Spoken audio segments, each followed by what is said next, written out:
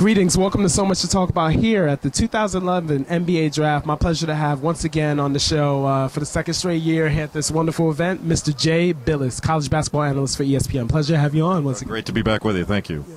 Thank you. And while this draft has been seen as a weak draft, but what are the positive signs of this draft? Well, there are good players in this draft. It's just that there aren't as many of the kind of future all-stars that we might see in some of these other drafts. Like there's not a Dwayne Wade or LeBron James type in this one. And that's okay. It doesn't mean that players aren't going to outperform what we think. Just because we say it's a weak draft doesn't mean they have to conform to that. So they can certainly prove us wrong. It's happened in the past, a time or two. But I think what we've got is a lot of good players, guys that can make teams, guys that can be rotational players, and hopefully be a little bit more than that. But it's not the type of draft that has the superstar power at the top or toward the middle. And so that means that teams aren't as excited about moving around. And part of that's the lockout. There's not as much movement trade-wise as there have been because there's some uncertainty. I think the two top players in this draft, personally, in my opinion, is Derek Williams and Enes Kanter. And Enes Kanter, broke the Hoop Summit record, 34 points. He's a man, 6'11", 260, and Derek Williams could fill up the stat sheet. Do you think those two could be those potential all-stars? I think so. They both have the potential to be very good. I put Kyrie Irving up with those guys, and I think Irving will wind up being the number one pick. But I don't want to say it's not a crapshoot, but it is an inexact science.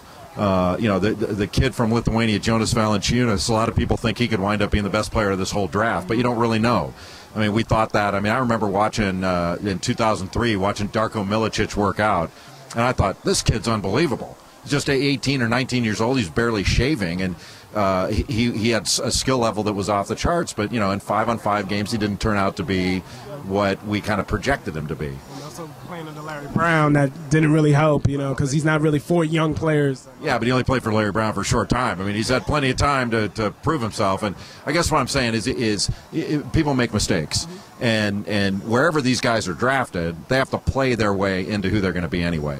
So we can sit here and talk about, who we think are good players, and it's fun to do that.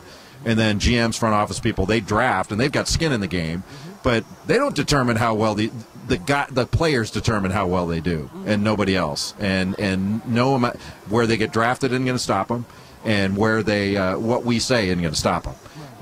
It's ultimately what they've got in them that's going to determine it. Now, who can be a sleeper? Who could be that Gilbert Arenas or that Nick Van Exel? You have Norris Cole, you have Charles Jenkins from Hofstra, Norris Cole from Cleveland State, Andrew Godlock from College of Charleston. Any other guys that could really fall in the radar that could be a second-round pick or a free agent that can really be able to contribute for a team? Yeah, second-round pick. Kenneth Faried's not going to be a second-round pick. He'll be a first-round pick, but I think that kid's going to be a really good NBA player because he can rebound at such a high rate. He averages 6 offensive rebounds a game. He can block shots, and he plays so hard that he's going to raise your team's energy level. He does the dirty work.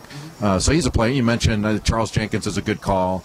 I think Norris Cole is going to play in the league for a long time. A guy like David Lighty or Etuan Moore, they're not necessarily going to be. Yeah, they're not going to be like a Gilbert Arenas, because Arenas dropped into the second round because people are a little worried about his personality more so than whether he could play. So yeah, at times he's been awfully good. So it kind of there are players that project to be contributors.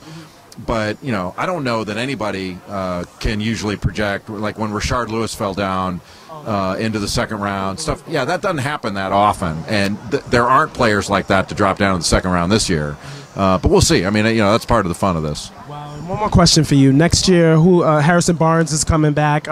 Which players in 2012 can be at the top of the list? Hopefully, there'll be an NBA season, hopefully. But which guys like Harrison Barnes, who else can really make an impact?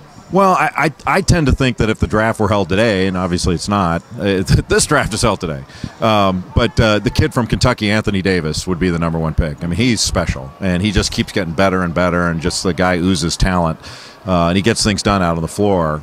So I tend to think that he'll be the number one pick, barring something unforeseen going forward. But it's kind of like picking the presidential candidates in 2016. We can sit and talk about who they are, but we got a lot of time before they get there. We haven't even gotten this draft over with. We're figuring out the 2012 draft. You've got me all confused now. It'll be a better draft next year. We'll see. I don't know. We'll find out in 5 years. Maybe we'll look back and this draft will wind up being really good, and we all look like idiots anyway, but we'll look like even bigger idiots. Who knows?